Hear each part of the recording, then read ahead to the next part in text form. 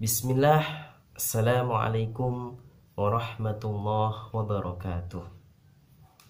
Alhamdulillahilladzi hadana bi'abdihil mukhtari man da'ana ilaih bil izni wa qad nadana labbaika ya man dallana wa hadana sallallahu wasallam wa baraka alaihi wa ala alihi amma ba'du.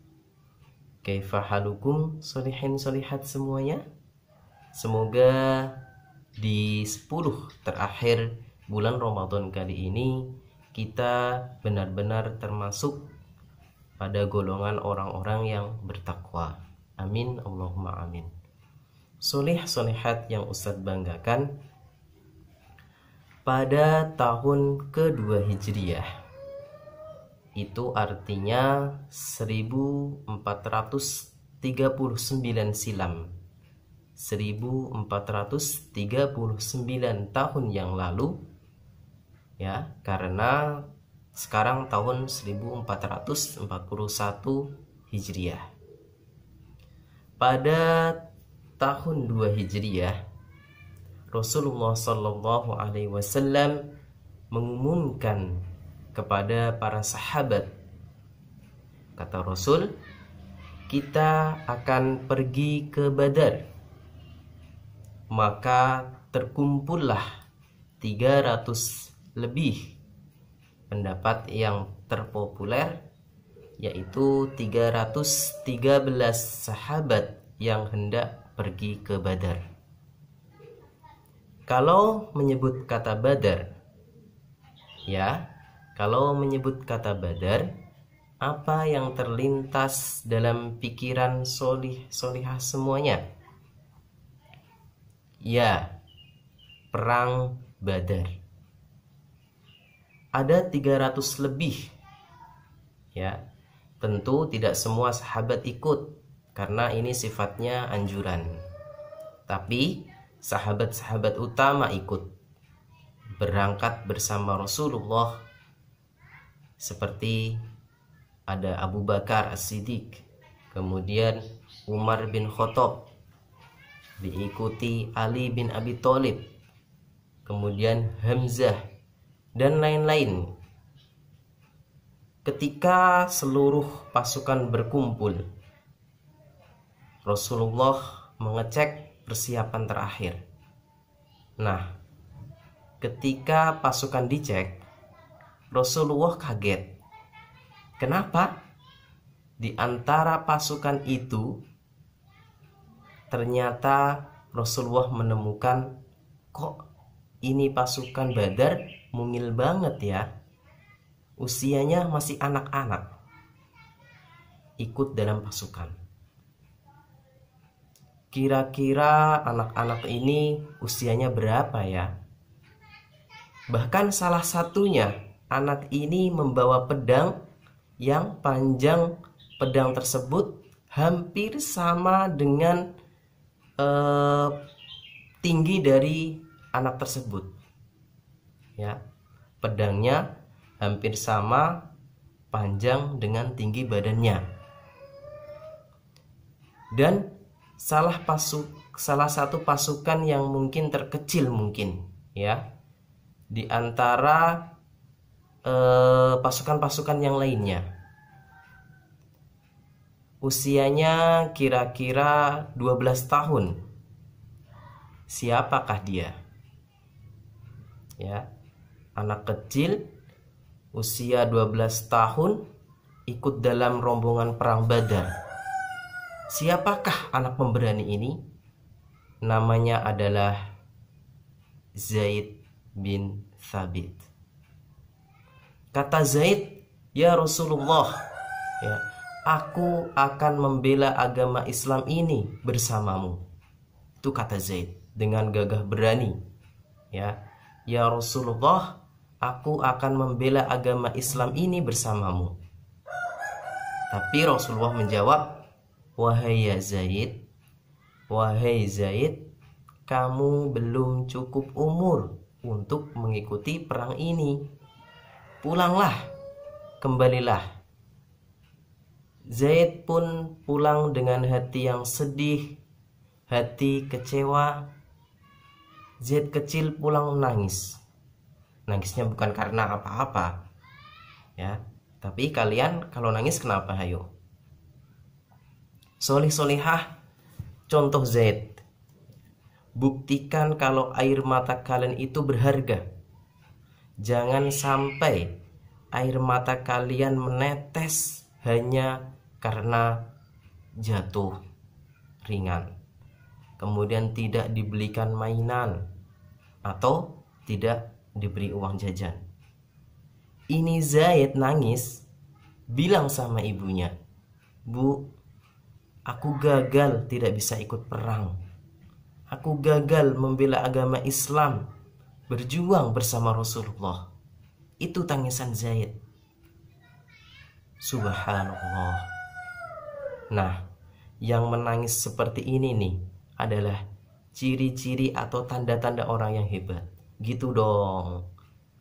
Ya, Zaid bin Sabit akhirnya dibeluk sang bunda. Dalam pelukan dibesarkan hatinya. Nah, kalau engkau belum bisa berjuang dengan ikut perang membela agama Islam, engkau bisa berbuat membela Islam dengan cara yang lain. Zaid pun akhirnya semangat kembali. Wah, kira-kira dengan cara apa ya saya bisa membela agama Islam ini? Ketika peperangan telah selesai dan dimenangkan oleh kaum muslimin, ya, ibunya Zaid dan pamannya Zaid mengunjungi Rasulullah. "Ya Rasulullah, ini Zaid bin Sabit anak kami. Dia ini masih kecil, tapi sudah hafal banyak surah-surah yang sudah turun. Karena saat itu Al-Quran belum turun secara lengkap, ya, baru beberapa surat, ya. Tapi Zaid sudah hafal, sudah sangat banyak. Zaid ini anak yang cerdas, bisa membaca, bisa menulis, ya. Uji dia supaya dia bisa membantumu." Nah, anak ini 12 tahun diserahkan orang tuanya kepada Rasulullah untuk dilihat, diuji, dia bisa berbuat apa untuk Islam. Setelah diuji oleh Rasulullah, Zaid kecil umur 12 tahun lulus dan diangkat menjadi sekretaris Rasulullah SAW. Tugas Zaid adalah menulis dan membaca surat-surat pribadi Rasulullah atau surat pemerintahan Islam saat itu, dan juga sebagai penulis wahyu Zaid bin Sabit. Karena salah satu, ya, cara Allah menjaga Al-Quran diantaranya adalah dengan Rasulullah tidak bisa membaca dan tidak bisa menulis. Supaya apa? Kok Rasulullah tidak bisa membaca dan menulis? Supaya, ya, menjadi bukti bahwasanya Al-Quran itu benar-benar murni dari Allah Subhanahu wa Ta'ala. Ya, jadi Rasulullah tidak bisa membaca dan menulis. Diangkatlah Zaid bin Sabit sebagai sekretaris pribadi Rasulullah. Nah, dalam hati Zaid akhirnya berkata dalam hatinya, walaupun, ya, saya tidak bisa, ya, membela dengan pedang, ya, tapi dengan pena aku bisa menulis, aku bisa berjuang bersama Rasulullah. Selain itu, Zaid kecil, ya, sekretaris Rasulullah, ya, dituntut juga untuk menguasai bahasa-bahasa asing, bahasa-bahasa negara lainnya, ya. Kalau sekarang bahasa asing terdekat kita, ya, seperti bahasa Arab, bahasa Inggris, bahasa Jepang, dan lain sebagainya. Zaid bin Sabit dengan kecerdasannya, dia mampu menguasai bahasa asing dalam waktu 6 bulan. Ya, dalam waktu 6 bulan Zaid bin Sabit bisa menguasai 5 atau 6 bahasa asing. Ya. Kenapa bisa seperti itu? Ya, karena Zaid punya motivasi yang besar ingin membantu Rasulullah. Ya. Karena Zaid punya motivasi, ya, ingin membantu Rasulullah dengan, ya, cara memahami dan menulis surat antar negara. Ya, jadi harus bisa bahasa asing. Ya, jadi solihah kalau ingin ya sukses harus punya motivasi. Ya, saya harus bisa, saya pasti bisa, saya ingin jadi ini, jadi itu. Jangan malas, harus punya motivasi besar, ya, supaya bisa sukses. Semasa sebelum Rasulullah wafat, Rasulullah sempat menyimakkan bacaan Al-Quran secara khatam kepada Zaid bin Sabit, sehingga Zaid bin Sabit pun menyerap seluruh bacaan Rasulullah, semuanya. Ya, Zaid bin Sabit akhirnya hafal Al-Quran dari surat Al-Fatihah sampai An-Nas secara utuh, secara berurutan, ya, dan disimakkan kepada Rasulullah. Nah, di zaman Khalifah Abu Bakar As-Siddiq, Al-Quran itu belum dikumpulkan menjadi satu jilid. Al-Quran itu masih terpisah-pisah atau masih berupa hafalan-hafalan para sahabat. Al-Quran itu masih tertulis di pelepah kurma, masih tertulis di daun-daun, masih tertulis di batu, tulang-tulang yang dibawa oleh para sahabat, disimpan oleh para sahabat yang berbeda-beda. Maka, ya, muncullah ide, ya, untuk menjadikan Al-Quran itu menjadi satu jilid. Kira-kira tugas yang berat ini, ya, siapakah yang pantas, ya, untuk membukukan atau untuk menghimpun Al-Quran yang tercecer-cecer, ya, karena dikhawatirkan para sahabat, ya, yang para penghafal Al-Quran itu ketika perang menjadi syahid akhirnya, atau batu-batu, ya, yang ada tulisan Al-Quran atau di pelepah-pelepah kurma dan daun-daun takut hilang atau berserakan. Akhirnya muncul ide untuk Al-Quran itu dihimpun menjadi satu jilid. Nah, tadi, ya, siapakah yang pantas menjadi, ya, untuk menghimpun Al-Quran itu? Siapa lagi kalau bukan Zaid bin Sabit. Zaid bin Sabit akhirnya dipercaya oleh sahabat Abu Bakar As-Siddiq untuk menjadi ketua penghimpun Al-Quran. Ya, 6.000 lebih ayat Al-Quran akhirnya dikumpulkan menjadi satu. Ya.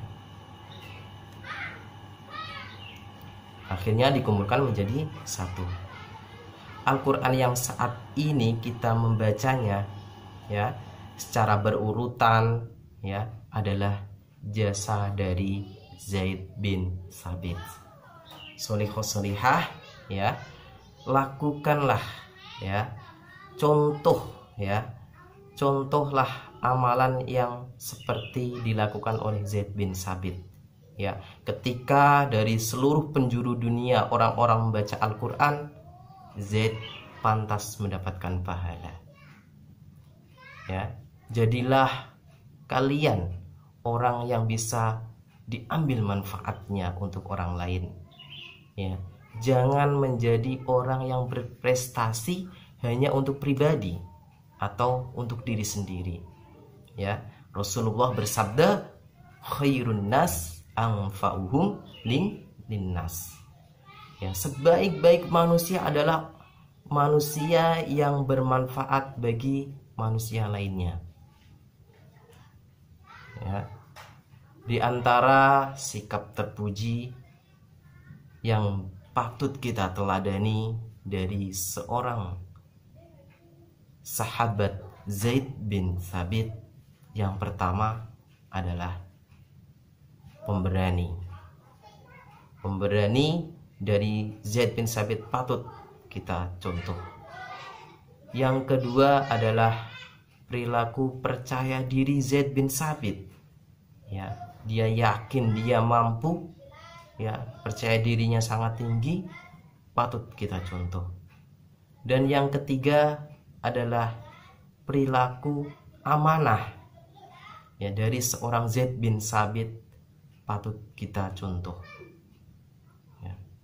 Solih-solihah, ayo, ya, jadikan pensil kalian, ya, sebagai alat perjuangan kalian. Ya. Buktikan dengan pensil, akan kutulis kebenaran agama Islam ini ke seluruh dunia. Ya. Kuasai bahasa asing, sampaikan kebenaran agama Islam kepada orang Inggris dengan bahasa Inggris. Sampaikan kebenaran agama Islam kepada orang Jepang dengan bahasa Jepang. Ya. Maka kalian akan disandingkan seperti para pejuang Islam. Wallahu a'lam bishawab. Semoga bermanfaat. Aqulu qawli hada fastaghfiru li wa lakum. Wassalamu alaikum warahmatullahi wabarakatuh.